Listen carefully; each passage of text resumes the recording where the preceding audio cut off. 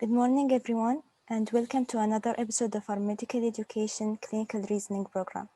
We're pleased to meet you all again, and we're extremely grateful for all the support you've shown so far and for your constructive feedback. Let us start first by introducing our speakers for today. Our clinical advisor is Dr. Denic from the Internal Medicine Department at the College of Medicine and Health Sciences, UAEU. From SKMC, we have our case presenter, Dr. Mohamed Kasem, and of course, our two medical students and case discussants, Zainab Ansari and Ahmed AlKaabi. Our speakers are going to give us a brief introduction about themselves, and then we'll start the episode. We'll start from Dr. Denic. If you can kindly start by sharing a few things about yourself. Okay, good morning. I am a professor of medicine in the College of Medicine in Al Ain. I'm also a medical oncologist, and I'm here in UAE for the last 20 years. My interest is mostly in benign hereditary blood disorders, like of red blood cell disorders and white blood cell disorders, and cousin marriages.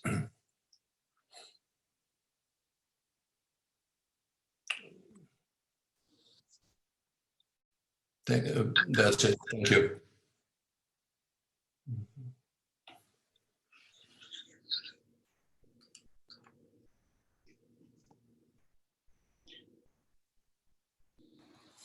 Dr. Mohamed Kasem, if you can please take it from there.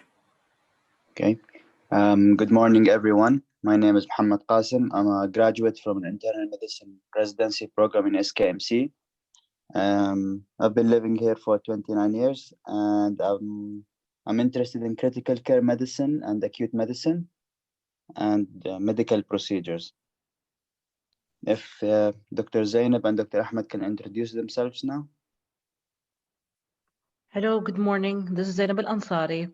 I'm a 6th-year medical student, which is a senior, and I'm studying in United Arab Emirates University in College of Medicine and Health Sciences.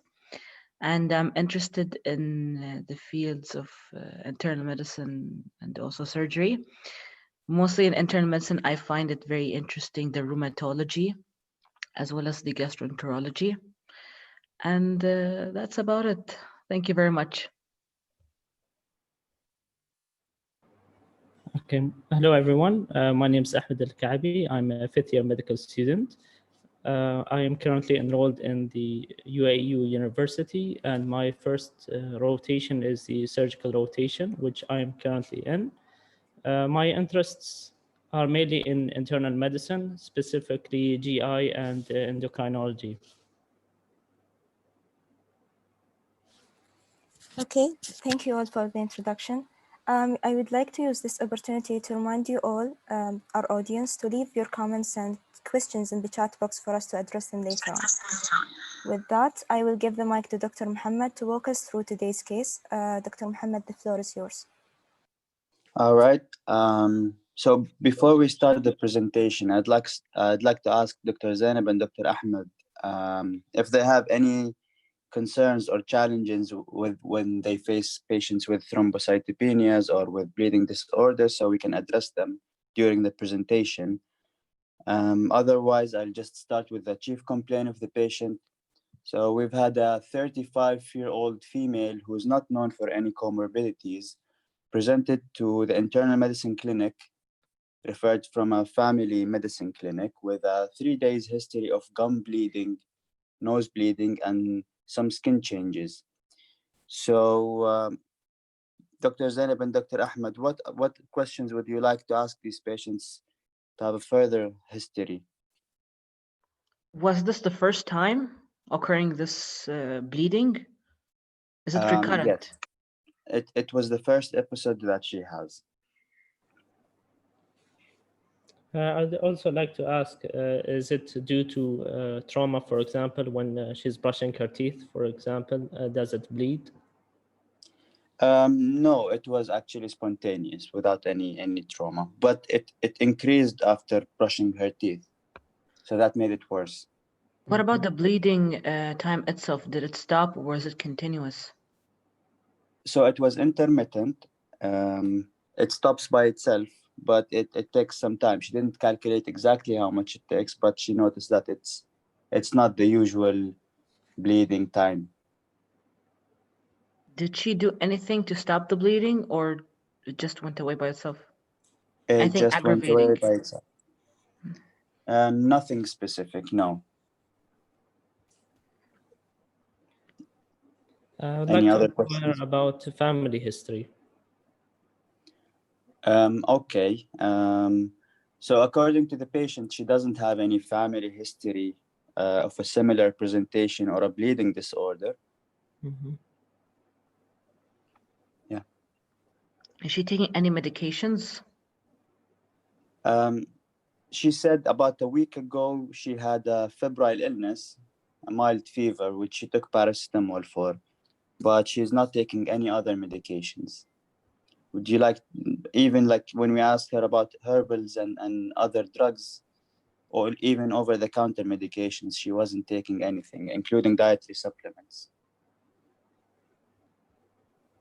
What fever was she meaning by that?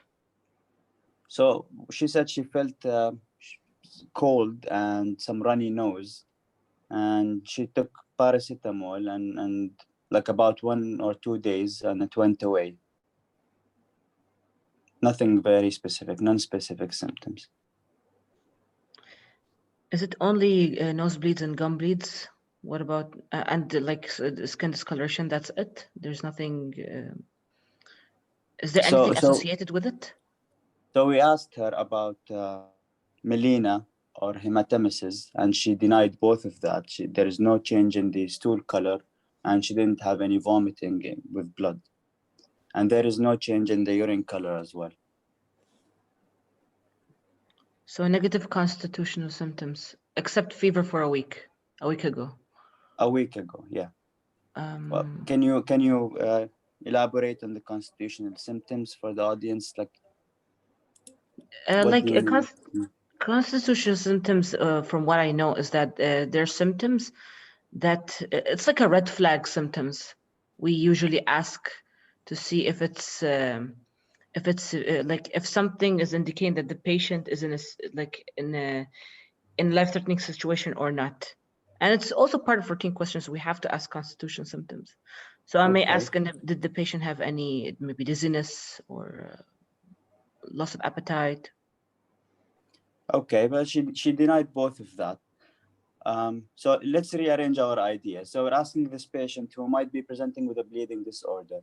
We want to know a differential diagnosis before we go further into examination and ordering some labs for her, right?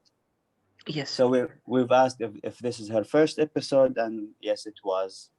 A recurrent history might guide us towards a genetic disorder or a chronic disease.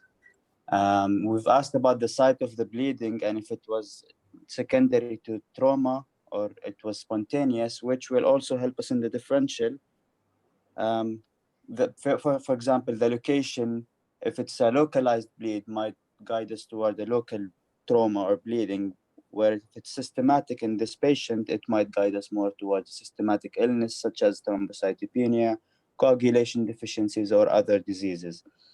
And then we've asked about associated symptoms such as fever, weight loss, for example, pruritus. All of these can help us think of a differential, for example, of hematological malignancies or of lymphomas or of autoimmune diseases, which is very good to ask your patient about. Any other questions you'd like to ask your patient? To make it simpler, let's go to the basics. So when we have a bleeding disorder, we have 3 parts of the body that are responsible for that, right? Yes. We have the vessels, we have the blood vessels, endothelial injury, and we have the platelets, which form which are called the primary hemostasis, which form the temporary platelet plug, and we have the coagulation factor, which basically form the fibrinogen mesh or plug. So any problem with any of those, or even combined, can lead to a bleeding disorder. So we have asked about trauma. We've asked about, let's say, to exclude autoimmune or vasculitis or vascular diseases, to exclude a vascular injury. And then we go to the platelet dysfunction. So what differential do we have in mind, and how do you ask about that in history? Let's say thrombocytopenias. What are important questions that we should ask this patient?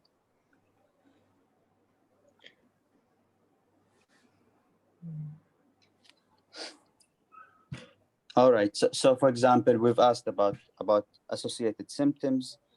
We've asked about constitutional symptoms. We're thinking to exclude other causes, thinking of ITP. It's important to ask a patient about fever, any neurological deficits, any discoloration of the skin other than the bruises, or any nausea, vomiting, systematic symptoms, or even change in the urine stream. If we're thinking about, for example, HUS, TTP, we ask also about signs of or symptoms of anemia, such as fatigue, headache, chest pain, and exertional dyspnea, because it's associated with hemolytic anemia. We should also ask about the patient about drugs that she took, because a lot of drugs can cause thrombocytopenia and the bleeding disorder, such as, anything comes to your mind, guys? I know one aspirin, but also heparins, warfarins. Okay, so yeah, aspirin causes a bleeding dysfunction, anticoagulation. A lot of other medication can cause thrombocytopenia by themselves. Anything comes to mind? For example, if the patient is taking steroids, she's prone to bruising. If she's taking alcohol, she's also prone to liver disease or malnutrition, which also can predispose her to bleeding. A lot of other medications, such as quinines or quinidine, can cause thrombocytopenia. Some antibiotics can cause thrombocytopenia, including linozolid, rifampin, vancomycin, penicillins. Some seizure medications can cause that, such as phenytoin, valproic acid, or carbamazepine. And some analgesics. We asked her, she took paracetamol, she didn't take NSAIDs. NSAIDs by themselves can make you prone to bleeding. Right, so it's important to know the medications that can predispose you to that. And then Dr. Ahmed asked about the family history, thinking of an inherited platelets dysfunction or inherited coagulation deficiency. Anything comes to your mind, Dr. Ahmed, when we ask about that? Possibly like a von Willebrand factor. Okay. Deficiency. And von Willebrand, as we know, has different types.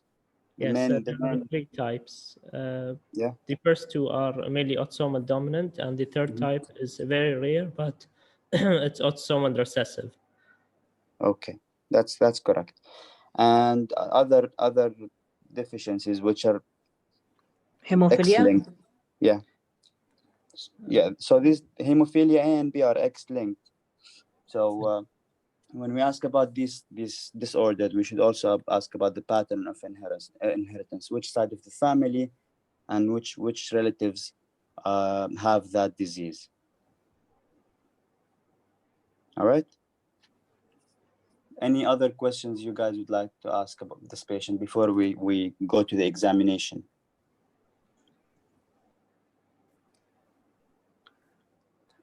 Probably I would like to ask the patient in terms of her periods, is it like heavy bleeding or not?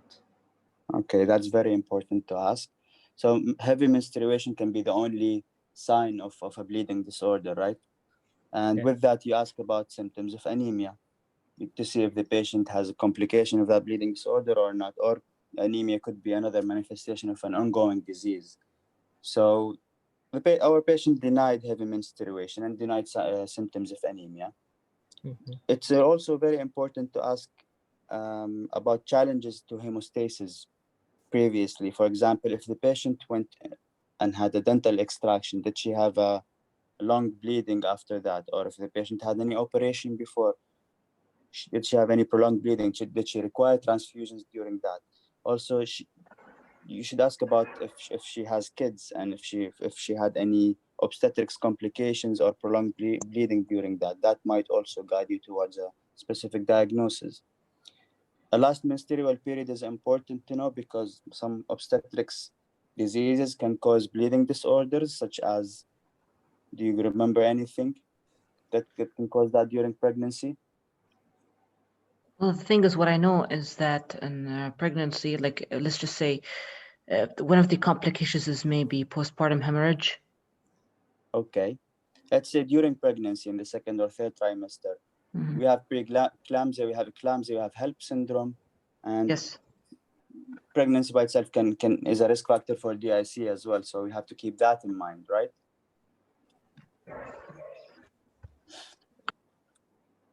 All right. Any other questions before we move on to examination? Any joint bleeding, hemiarthrosis?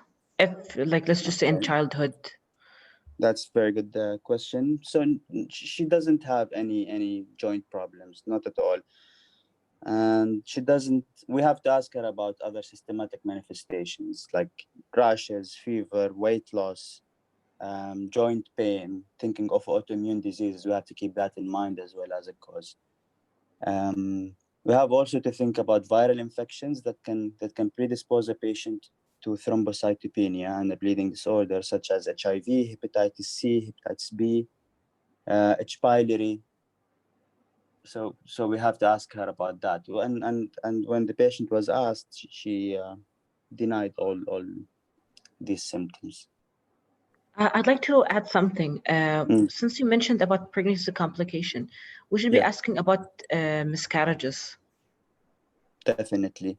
And the reason we're asking about that is, what do you have in mind? One of them is antiphospholipid syndrome. Okay, that's very good. All right.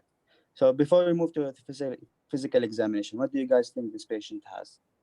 Let's put a list of vague differentials or broad differentials before we move on. So we look for them in the examination. It can be a very broad differential. It doesn't have to be a specific disease. Zainab? Like in the end, like if we're going to be checking for the physical examination, such as the integumentary system, we may find bruises. No, what I mean is, what differential do we have now? So we examine the patient based on that. For example, let's say we think, not in this patient particularly, let's say we think this patient has a lymphoproliferative disease. So when we examine her, we look for lymphadenopathy, we look for hepatomegaly, splenomegaly, right? This is what I mean. So before we move on to the examination, let's put a list of vague differentials that we look for in the examination to rule it in or rule it out. I'd stick with hemophilia. But hemophilia is mainly inherited in males. Yeah, so let's prioritize the differential as well. As Dr. Ahmed said, hemophilia is mainly a male's disease, and she's a female, so we can still keep it there, but at the bottom of the list.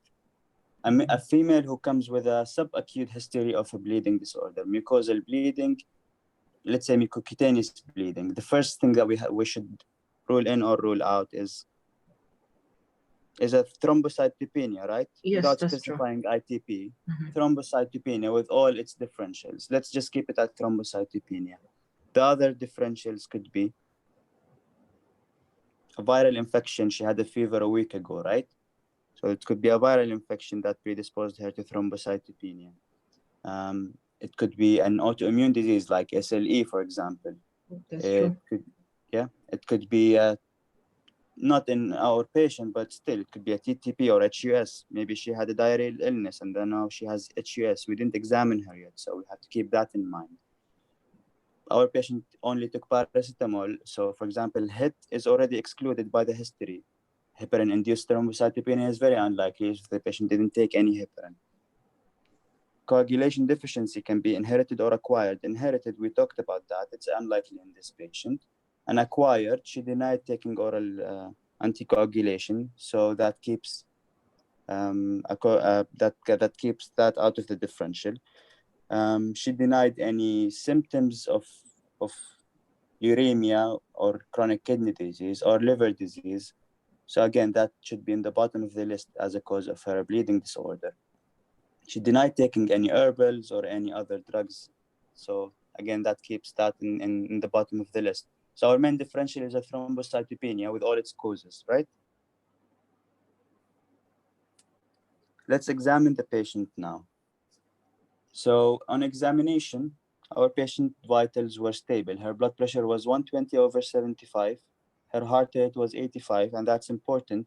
For example, if the patient is tachycardic, that might make us think of anemia as a complication of her bleeding disorder, or as a manifestation of her disease.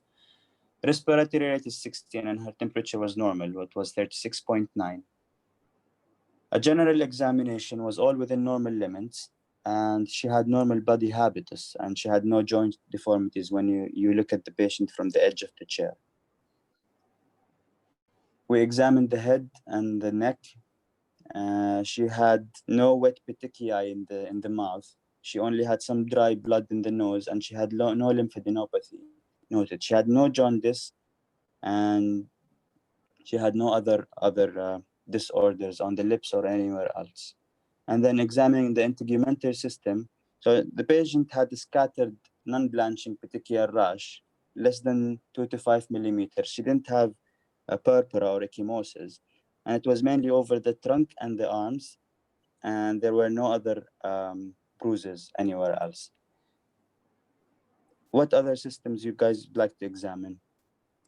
I would like to ask, is the purpura palpable or not, to exclude vasculitis, for example?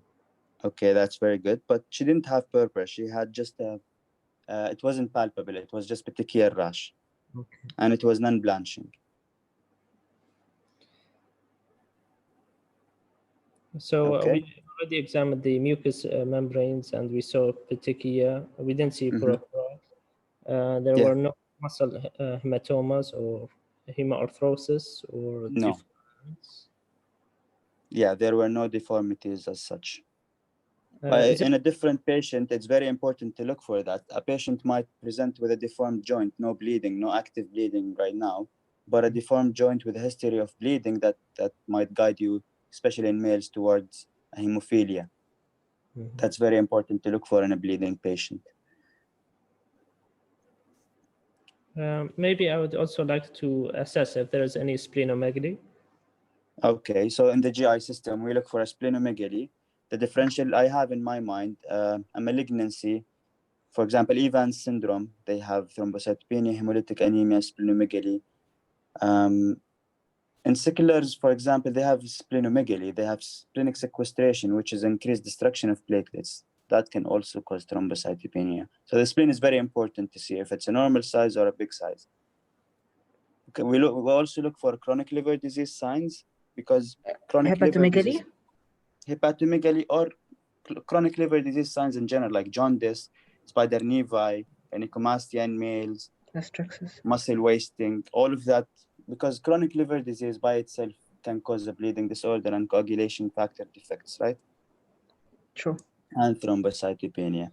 Looking for chronic alcohol intake signs is important as well, because alcoholism by itself can cause chronic liver disease and can cause malnutrition, which by itself can lead to thrombocytopenia, right? And the alcohol effect on the bone marrow itself.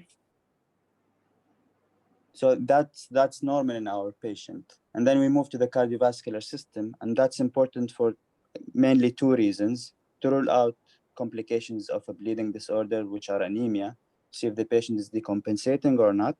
The other thing is, if our patient is older and she has a cardiac history, or he has a cardiac history, taking, for example, aspirin, clopidogrel, or warfarin or DOAX, that can also give you a hint why he has a bleed or she has a bleeding disorder. So you look for signs of cabbage, valvular replacement, for example, right? Respiratory system was normal in our patient. Neurological deficits, where there were no neurological deficits. Again, you have to keep in mind that a bleeding patient might have an intracranial bleeding, which is a life-threatening condition. So you have to always keep that in mind. Any other systems you'd like to examine, or you'd like to be mentioned in her physical exam findings? Maybe for the GI, could we perform a fecal occult test?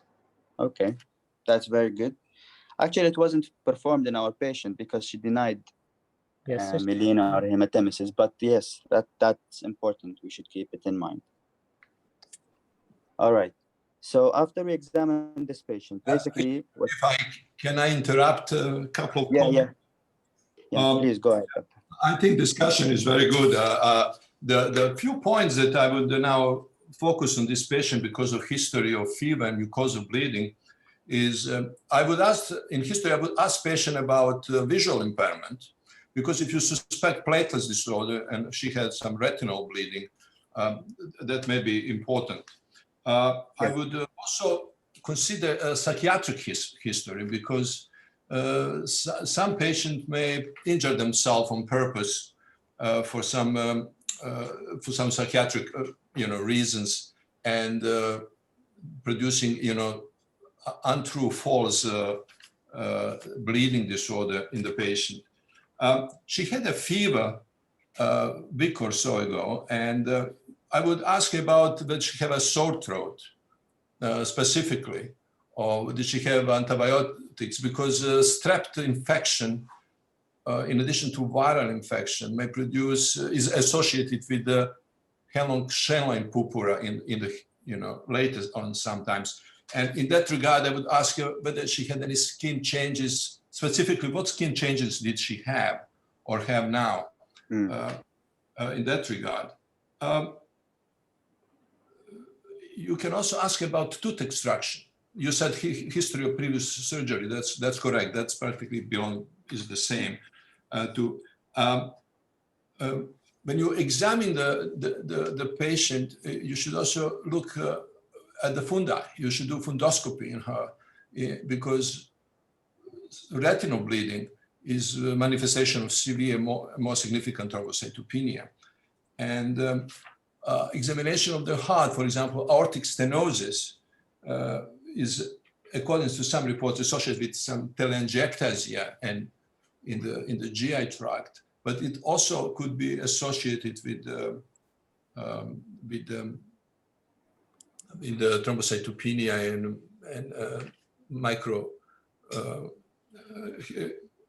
angiopathic hemolytic anemia.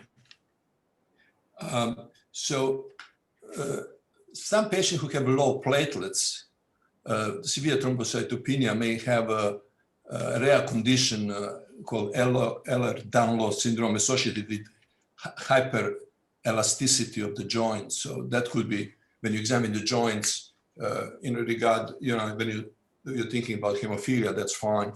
But if you are thinking about thrombocytopenia, this would be some of the rare causes of thrombocytopenia that is associated with the, obviously abnormal physical examination. And neurohistory in this patient should be also include mental changes, as well as focal neurological deficits. So that would be, some of my, points in regard to this patient. All right, thank you, Dr. Denic. These are all very important questions that we also should keep in mind.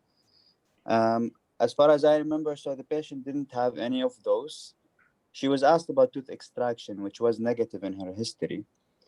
The examination was completely normal, apart from petechial rash on her skin and some dry blood in the nose. All other systems were examined, and all of them were negative. All right, so Dr. Ahmed and Dr. Zainab, can we shorten our list of differential now, or do you think we still have the same list of differential? I think we could exclude some of the inherited causes. We shorten it. Okay, let's go ahead and shorten it. So I'd like to keep thrombocytopenia, ITP, for example, as a differential, the top one. What would you like to exclude? SLE. Okay, What else? HUS as well. Should we exclude that now, or should we keep it till we have her lab results? We keep it at the bottom. Okay, fair enough. Dr. Ahmed? I'd like to exclude the inherited causes like von Willebrand deficiency, hemophilia, protein C, protein S deficiency, for example. Okay, so protein C and S cause thrombocytosis or thrombosis rather than a bleeding disorder. But von Willebrand, for example, why are we excluding it? Why don't we just keep it in the bottom of the list? Because family history. Okay, so okay, but I would like to keep it just to check her labs, because in real life the history might not be that clear, or you miss some points. So some of the differentials which can be diagnosed by a lab result, I would like to keep them in the bottom of the list. I agree with that. What about? I agree with that. I think for Willebrand, there is a quiet form of von Willebrand disease as well, and there are mild forms of von Willebrand that do not manifest early in life. So it is wise to keep von Willebrand on the list. What about vitamin K deficiency? That's very important differential. Can we exclude that, or should we include it? We include it. Okay. So did any one of us ask about her diet? We didn't, right? Because vitamin K deficiency can be just diet related, or biliary related. We forgot to ask about that. So I think we should keep it also. And based on the labs, we'll see if she has any markers of vitamin K deficiency. Anything else you'd like to add before we move on, Dr. Denic? Yeah, vitamin K deficiency patient is not acutely sick if have a normal diet, and it's not taking antibiotics and don't have any chronic GI tract disease. It's very unlikely an otherwise healthy individual. So yeah, you can keep it on the list, of course. Okay. All right. So we can exclude all, like, chronic liver disease. Clinically, at least, it's not there. No signs of a CKD or a renal replacement therapy in this patient. For example, a fistula or uremic changes of the skin, or even a transplanted kidney. There were no signs of that. So that we can exclude or all keep it down in the list. If I may add, actually, you have pretty broad differentials still, but on the first place should be platelet thrombocytopenia. I agree with that.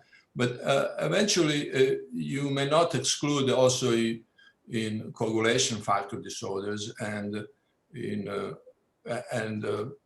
this vascular disorder that is causing bleeding. So the list is pretty broad, and so everything more or less could stay on the list that is still long after the. But I think the first place would be to address the issue of platelets and possible von Willebrand's disease. Yeah, I agree with that. I think we should just maybe rearrange the list rather than remove some stuff. All right, let's move on to the investigations. Dr. Ahmed, what would you like to send for this patient? I would have a complete coagulation study that includes also the number of platelets. We want to test if there's any platelet deficiency, PT, PTT, INR.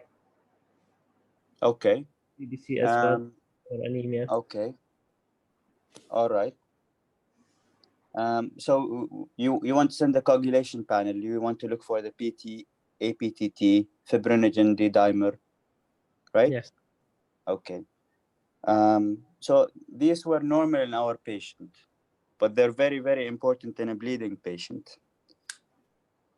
We'll come to the discussion after we finish listing the investigations. What else would you like to send? Can we check for antigens since What she kind had of a Excuse me, how about the CBC first? Yeah, we how can about check the basics? CBC with its differentials, the white blood counts and the red blood cells, as well as the coagulation profile. Okay, so in the CBC, what are we looking for? The main differential that we have is a thrombocytopenia, right? So we're looking for the platelets count. We're also looking for anemia, whether it's iron deficiency or other forms of anemia. And we're also looking for the leukocyte count. It's very important because it's associated with lymphoproliferative disorders or malignancies. So we have to keep that in mind. So we have a CBC and we have a coagulation panel. So our CBC showed a normal hemoglobin, a normal leukocyte count with a normal differential, but a platelets count of 25,000. That's the only thing that's positive so far. Anything else we'd like to send? One will bring testing. Okay. How about we just keep the basics first, Okay, sure. and then we'll move on to the more sophisticated testing. So, do you want to see her kidney function and electrolytes? Liver function tests. And liver function tests, right? They're very important. Again, we had a list of differential that includes chronic liver disease and kidney disease and viral illnesses, which can impair any HUS can impair the kidneys, TTP can impair the liver. So we have to send those as well, which were normal in our patient. So with the CBC, anything you guys want to send with the CBC? Smears. Exactly. A peripheral blood film. And we're looking for large platelets or abnormal cells like blast cells. And we're also looking for schistocytes because our differential includes TTP and HUS. And we want to see if the thrombocytopenia that we have is artificial or it's actually a true thrombocytopenia. And we can say that by looking at platelets clumps, if there are clumps or not. So which was normal in our patient. So now we've covered the basics. Dr. Ahmed, you'd like to send von Willebrand studies? Only if the coagulation profile is abnormal. So we said the coagulation was actually normal, but what can you specify which marker would be abnormal in von Willebrand? It would be a factor 8 deficiency because von Willebrand factor carries the Excellent. factor 8. Excellent. So it would be an 8 NTT, right? Yes. Okay. Well, it was normal in our patient. We'd like to send viral panels as well because viral illnesses can cause thrombocytopenia. She had a history of a fever, and she works as a school teacher, which we forgot to ask her. So we send EBV PCR, we send CMV PCR, we send parvovirus as well, we send hepatitis B and C and HIV, which were all negative in our patient. We also sent iron, vitamin B12, and folate levels, which were normal, and we sent for LDH, which was normal. Anything you'd like to do more investigations, more other than lab studies? Biopsy. You mean bone marrow biopsy? Yes. So in our patient, there was no indication to do a bone marrow biopsy. But even if your diagnosis is ITP, in some patients you might like to send a bone marrow biopsy, especially if you have another differential or the patient is not responding to treatment or they have an atypical presentation. A bone marrow biopsy is usually advised. Otherwise, it's not routinely done in patients who your diagnosis is mainly, let's say, ITP. Okay. So after we listed the labs that were done for our patient, would you like now to include or exclude diagnoses?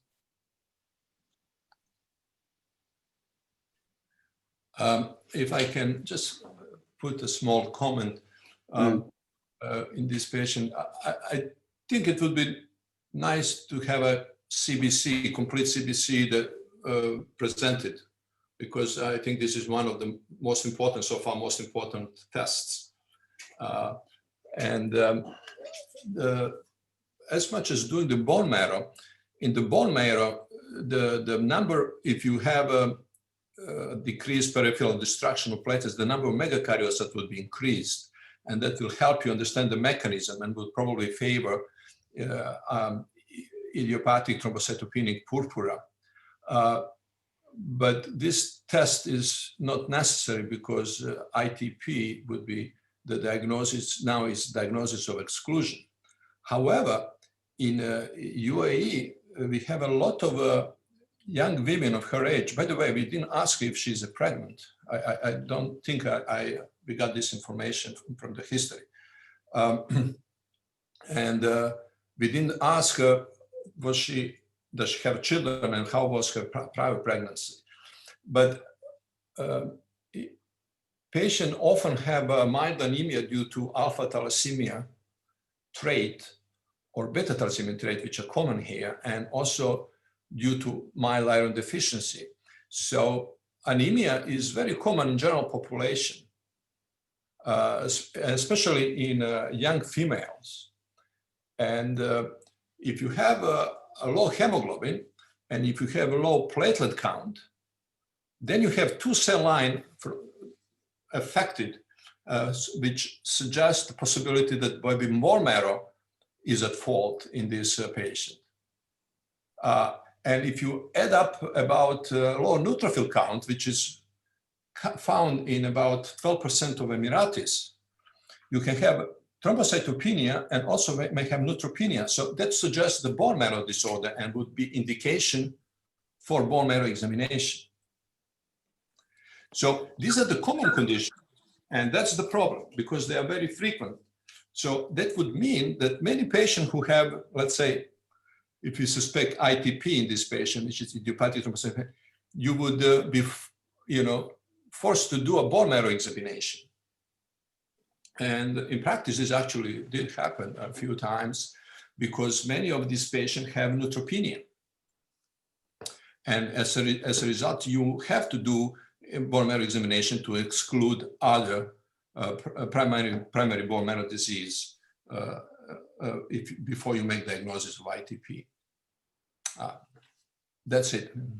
Yeah, I agree with you, Dr. Denic, on the point of in our population, most of our patients get a bone marrow because they have other cell lines abnormalities and blood disorders are very common.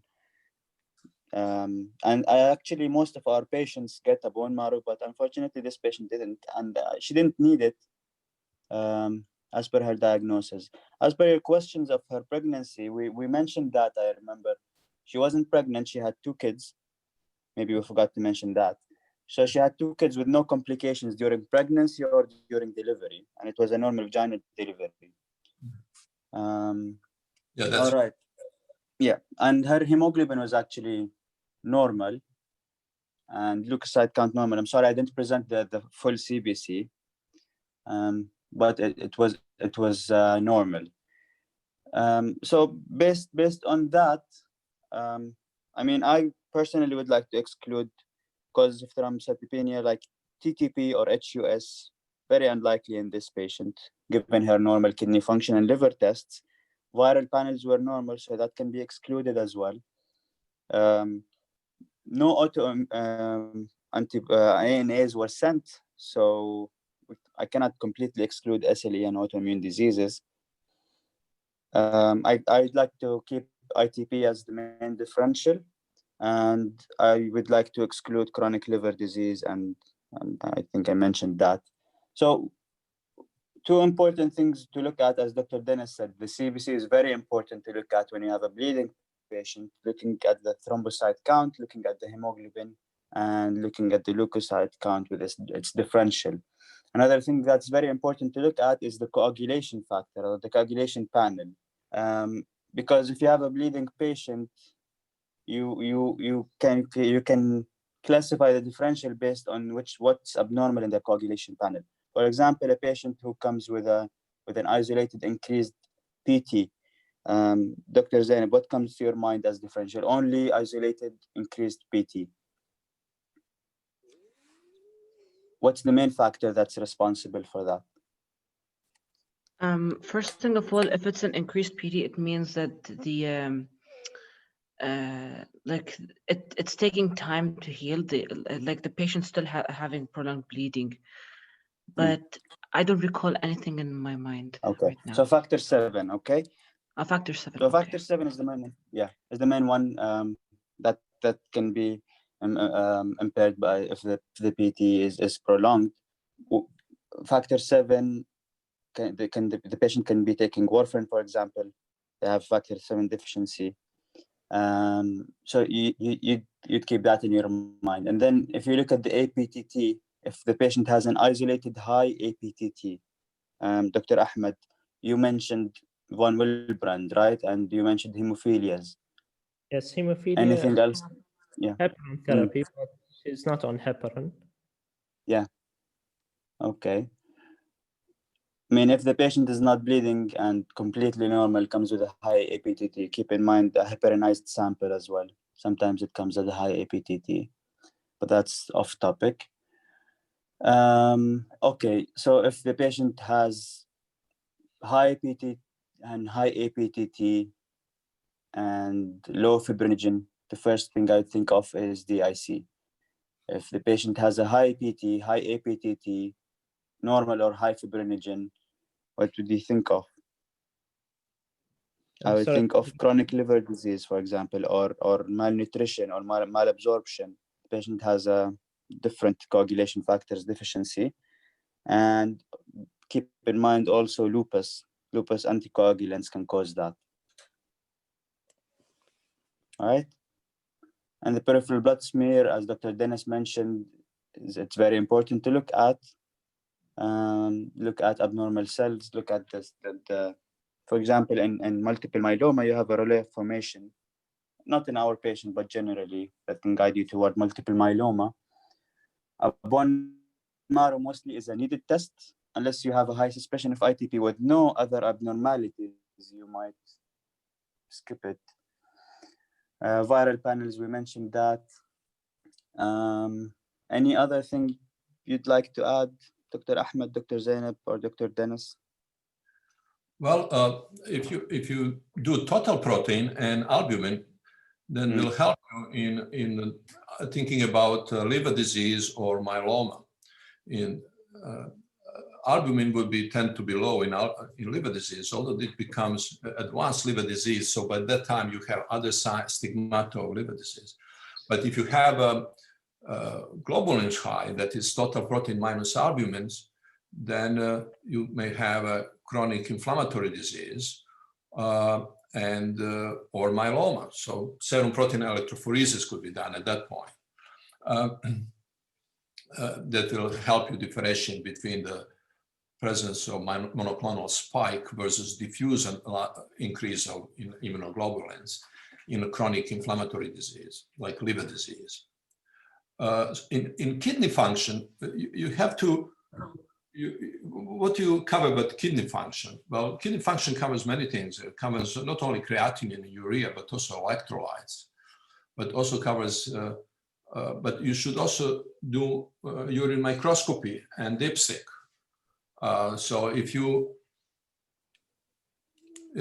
have to make sure that the urinalysis are done, proper urinalysis. So which you have two parts, microscopy and dipstick. And that's not always done. And frequently urinalysis, which is a relatively important test and important to do in large number of patients, are often missing.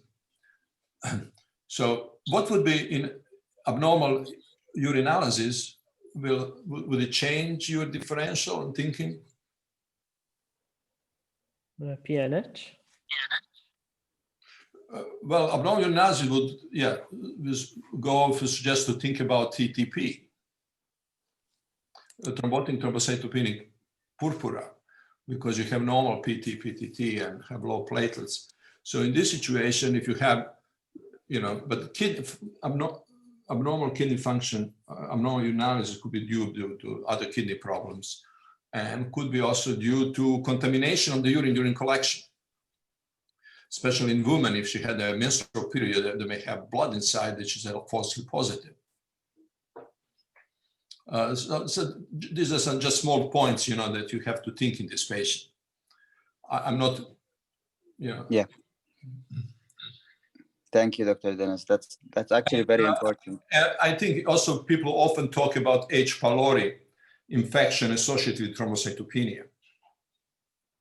So in this patient, you can do probably, H antibodies against H. pylori. But I want to ask the question, would you do antibodies against platelets? Such as Coombs test?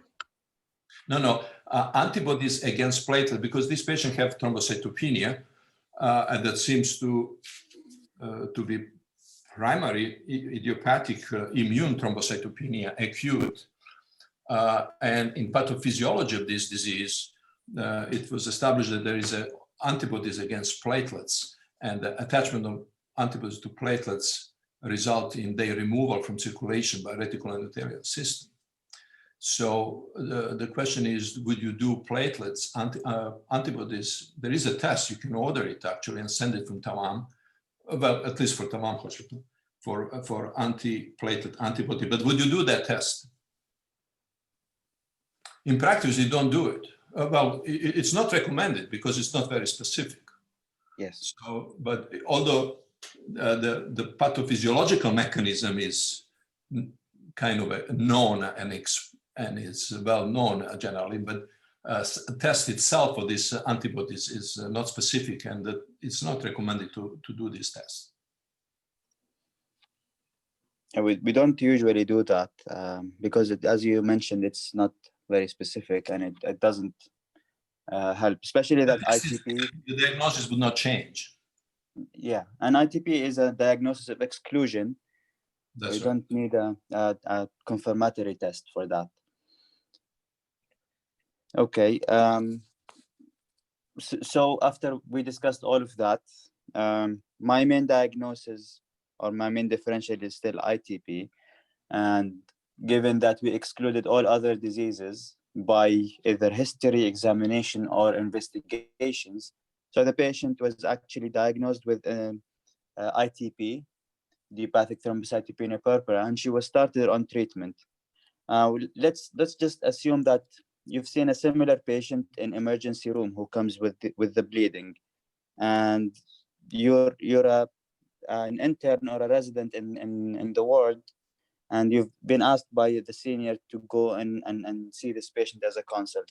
The first question you would ask yourself is if the patient is stable or unstable, if she has a life-threatening bleeding or she doesn't have a life-threatening bleeding. And in our case, she was in the clinic and she was stable and she didn't have any life-threatening bleeding. The next question would be, would you treat her as an outpatient basis or would you treat her as an inpatient?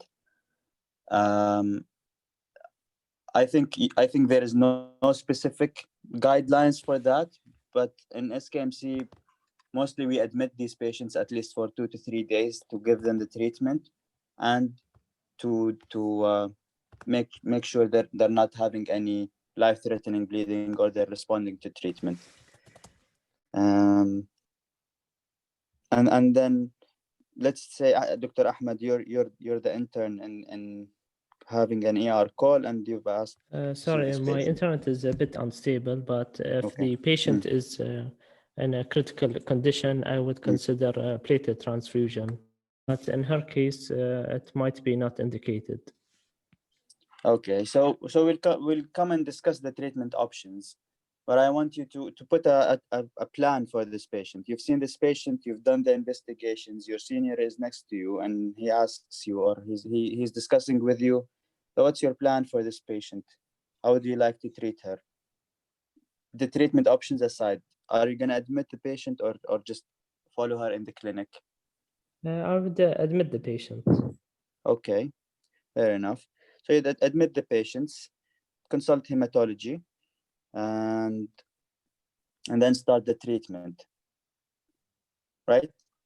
Yes. Okay, so the treatment is usually we have a first-line treatment, second-line treatment, and surgical treatment options. For this patient, she was admitted to the hospital to a regular ward. She didn't have any life-threatening bleeding. She just had the mucocutaneous bleeding. And her platelets count was less than 30,000, which is usually the indication to start treatment. And in adults, ITP is more of a chronic process, while in children, for example, it's acute, and it can resolve spontaneously. So in adults, the recommended treatment, if the platelets count is less than 30,000, or if the patient has an active bleeding, is to start corticosteroids.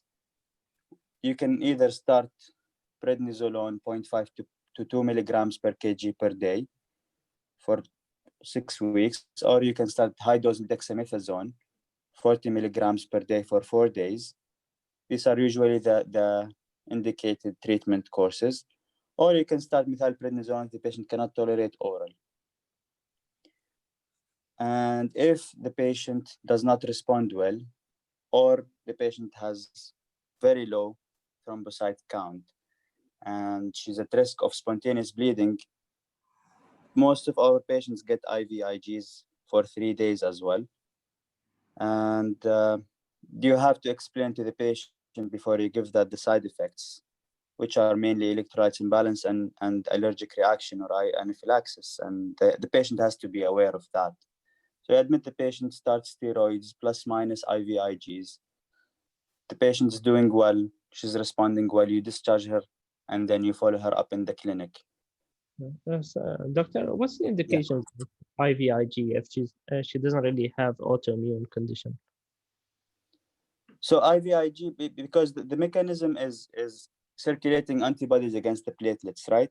So you want to neutralize that. You give the patient IVIGs. As I said, I actually don't know the exact indication for that, but what I know is if the patient has a high risk of bleeding, you give her IVIGs. And high risk of bleeding is usually the platelets less than 20,000. They're more at risk of spontaneous bleedings. You worry about intracranial bleeding, for example. But this is the second line. IVIGs are the first line. So IVIGs and steroids are still the first line. Okay, so now if we move to the second line, so you follow your patient in the clinic. This patient was responding well to treatment. Her thrombocyte count increased to more than 70,000, and she was doing well on the steroids. She had no side effects. She also got 3 doses of IVIGs, 1 dose per day. And she was doing well, but in some patients, they might not respond well to steroids. So you think about other second line therapies. Second line therapy can include medications or surgery. Now, the American Society of Hematology suggests either a splenectomy or a TPO, TPO agonists, TPO receptor agonists, like, for example, eltrombobag or romublastin. And in ASH, they recommend the TPO receptor agonists over splenectomy. And and if the patient is not willing to take that, or for any reason the patient cannot take that medication, and you can refer them to splenectomy. And keeping in mind, splenectomy can put the patient at risk of infections, capsulated infections. And now, if we come to the question of a platelets transfusion, Dr. Ahmed, I think you mentioned that. So would the platelets transfusion be helpful in our patient? I'd say it could be helpful, but she's not in a critical condition. So I would, just as you advised, put her on corticosteroids initially. So in our patient, it wouldn't be helpful because she doesn't have life-threatening bleeding. And by that, I mean either a gastrointestinal bleeding, a severe gastrointestinal bleeding, or an intracranial bleeding. If she doesn't have that, the platelets you are going to give mostly, they're going to be neutralized by the circulating antibodies. So there's no point of giving them. So we only give platelets if the patient, as you mentioned, has a critical life condition, which is a life-threatening bleeding. Other than that, it's usually not recommended to give platelets. All right, and you have to keep in mind in our population, we have a lot of patients with comorbidities, with a lot of chronic disease, and they take a lot of medications. So if the patient is taking aspirin, it's usually contraindicated because aspirin impairs the platelets function, which can predispose your patient to a bleeding episode. So if you can stop the aspirin, you stop it. If you cannot stop the aspirin, for example, if the patient had a recent stent, it has to be a risk versus benefit kind of decision with hematology and cardiology, they have a discussion with the patient and see what's best for the patient. All right. Now, let me ask you a question. Which patients usually have a risk of spontaneous bleeding or a life-threatening bleeding? What platelets count make you worry more about the patient having a severe bleeding? Less than 10,000. So usually it goes, the risk goes higher with the less platelets number you have, but usually below 20,000 is the risk of a spontaneous bleeding. So you have to be very careful with these kind of patients.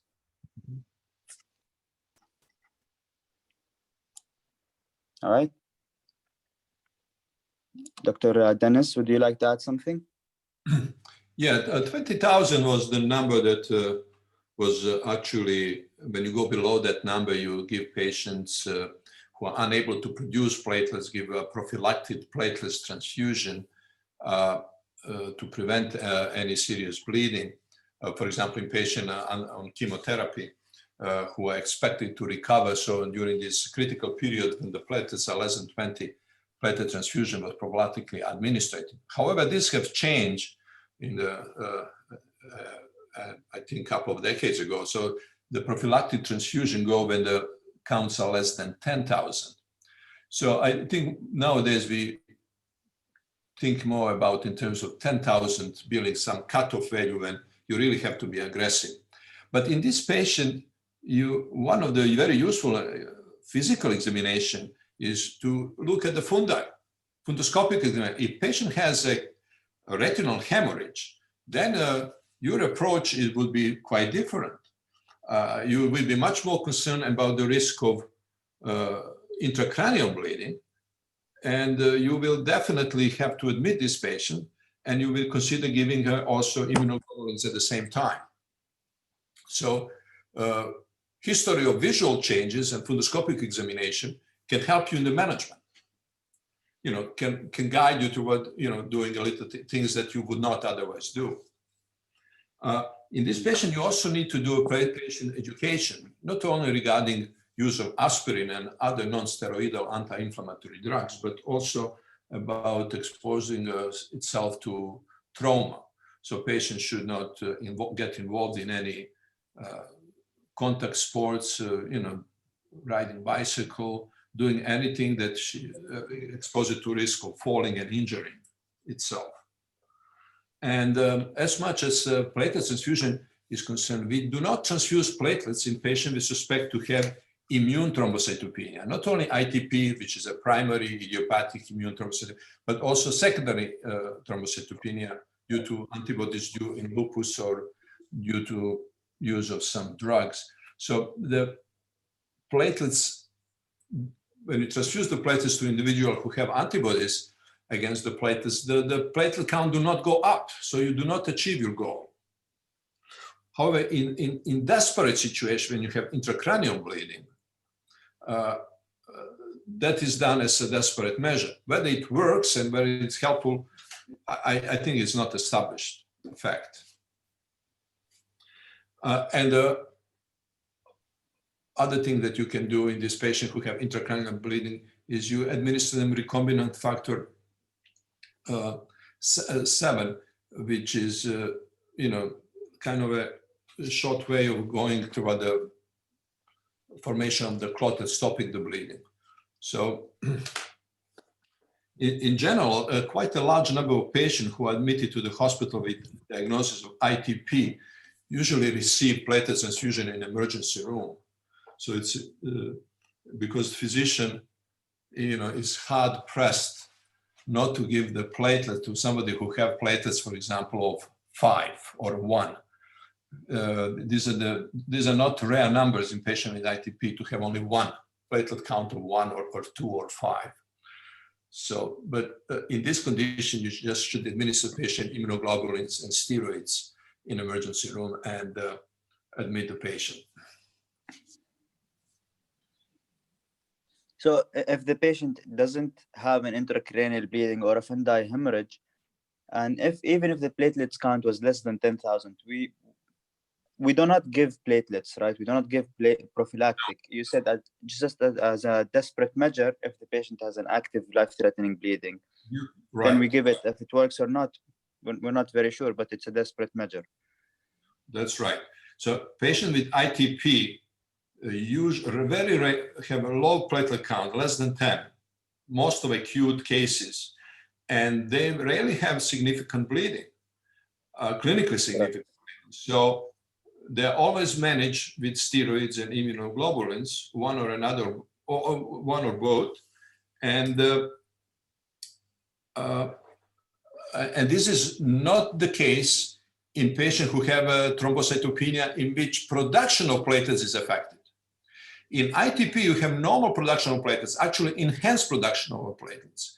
So if you look at the blood smear, you don't see the platelets, but you may occasionally find the large platelets. Large platelets is manifestation of bone marrow megakaryocyte working hard to compensate for the lost platelets. And young platelets is believed to function, they're more efficient than the normal normal platelets in quotes. So it is important to make a proper diagnosis when you have newly diagnosed patient with severe thrombocytopenia. It's very important to make proper diagnosis quickly. The ITP is relatively common and usually typically present in a previously healthy young individual. Special problem for this population here is that they often have anemia and neutropenia, and then they have to have bone marrow examination. You may, even in patient who is neutropenic, mildly anemic and thrombocytopenic, you should be able to avoid bone marrow examination in case you can prove the patient have familial hereditary neutropenia, which is called benign familial neutropenia or ethnic neutropenia. And in women who are more likely to have ITP than male for some reason, they are 20, 30 times more likely to have iron deficiency.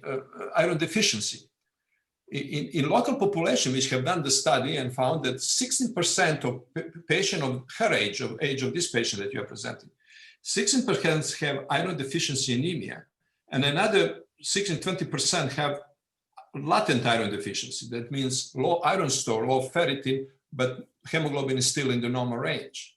So you have iron deficiency in 1/3 of the normal healthy population, female population. And so common problem is what to do in this situation, whether to do bone marrow. And by excluding quickly iron deficiency and looking at nowadays you have these computerized medical records that allow you to look at the blood counts that patients have the last 10 years or so. And you can easily establish whether patient have thalassemia trait, which is very common, iron deficiency, and benign familial neutropenia. So you would be able to even avoid doing the bone marrow in patients who have apparently 3 cell lines affected. But this is not so, for other population. This approach would be completely wrong if you have somebody coming, a Canadian coming here with thrombocytopenia and has neutropenia. That's completely different story. However, this story of having a so high abnormal complete blood count in an apparently healthy population is not very well known outside this region.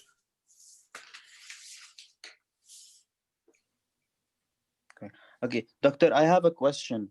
So this patient is in a childbearing age, right? So what will your advice to her would be regarding pregnancy and delivery? Well, in patient who had a history of immune thrombocytopenia, they tend to re-exacerbate, to activate this disease during the pregnancy. So ITP often pops up in patients with who had prior history of ITP. Sometimes patients who are pregnant develop ITP. So the advice, there is just education. The patient should know that she needs to take the treatment, and they should be careful not to get pregnant during this acute episode. How her platelets go later on, well, it has to be followed and determined. In approximately half of the individual, the platelets get corrected. So in acute thrombocytopenia, the prednisone and immunoglobulin, the purpose is just to increase the platelet counts and bring it from the level at which you can develop spontaneous bleeding to the range when the spontaneous bleeding is unlikely. And prednisone itself there is no evidence that to alter the course of ITP. It just manages the low platelet count. So most of the patients spontaneously recover. Third or so continue to have low platelet count and enter into the chronic ITP. But in chronic ITP, the platelet count can go up and down. It very often goes down when they develop acute respiratory tract infection. So how you treat the chronic? Well, in the chronic, you have to see what is the platelet count the patient usually have. Is it 80, 90, 100, 110? Or is it 40? Or is it down to 25? So patient with chronic thrombocytopenia, that counts never go down below 35, for example, 30 to 40, and stays above that, and who have no bleeding, this patient can do very well without any treatment. Patients who have counts more than 40 or 35, then they need to be started on steroids. And depending on the dose of steroids and duration of steroid treatment, and depending on the patient response, adverse effect, and so on, you have to decide whether you're going to go for additional treatment, what was already discussed as a second-line treatment. So this decision is, this decision you have to make based on patient behavior, patient acceptance, what is available, and together with the patient and family have to discuss the, TPO and splenectomy, and also sometimes anti-CD20 platelets, anti-CD20 antibody infusion, rituximab. Yeah. Okay, doctor, I have one last question before we end the session. So let's say if the patient comes with a thrombocytopenia during pregnancy, is there a way to differentiate whether this is gestational thrombocytopenia or ITP? Well, gestational thrombocytopenia, usually platelets never go down below 80,000. If it's below 80,000, then it's not gestational. You can differentiate it by, asking the patient whether she had thrombocytopenia during previous pregnancy, whether she had history of ITP. Many of those patients have this history. So there's no specific way, it's just the platelets count and the history of the patient. Yeah, that's right. Can I add something? Of course, What I know in pregnancy, in the normal pregnancy physiology, the fibrinogens also are increased. Right. Yeah, there is a, yeah, that's the case, right? What is the question? So would sending antibodies against platelets be helpful in pregnancy to differentiate, or it's still non-specific and might not help? No, that will not be a very useful test. If it come back positive, if it come back negative, its predictive value is too low to be useful. It's not done, and it's not recommended to be done, although you have option to do the test. Some people have done this test, so, but your management do not change. Okay. Dr. Ahmed and Dr. Zainab, do you guys have any questions? I would just like to ask, what's the role of the thrombopoietin receptor agonist in the treatment in ITP? Is it not the one of the first lines? No, it's not first line. It's a second line. It stimulates megakaryocytes to produce a large number of platelets. So if you have a patient who have a chronic thrombocytopenia with platelets of, let's say, 40,000, and patient need to go for the liver biopsy or some other type of biopsy and have to have a tooth extraction, and is not able to take the prednisone because for whatever the reason, have high blood pressure with diabetes, and it's so the TPO could be used in this patient for a while. If the patient have a low platelet count, that is, if the patient has splenectomy and still have a low platelet count, and its count is coming down to 25,000 and it's not going up, you may, and have a good insurance. I think the TPO is very, very expensive. This patient could be started on TPO as well. Any other questions?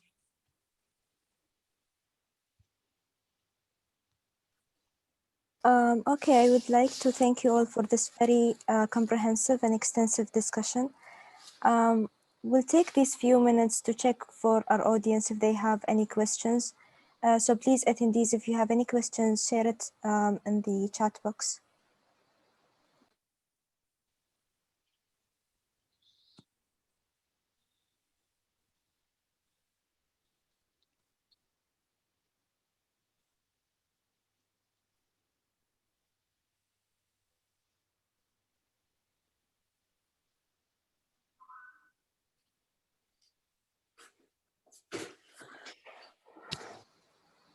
Okay, so if there are no questions, we will conclude our session for today.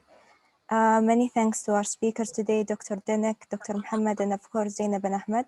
It was a great discussion and was highly beneficial to all of our attendees and to us as well. And I would like to also thank our audience today. We hope we meet again next Saturday, same timing with another interesting case. Thank you, guys. Thank you. Thank you very much.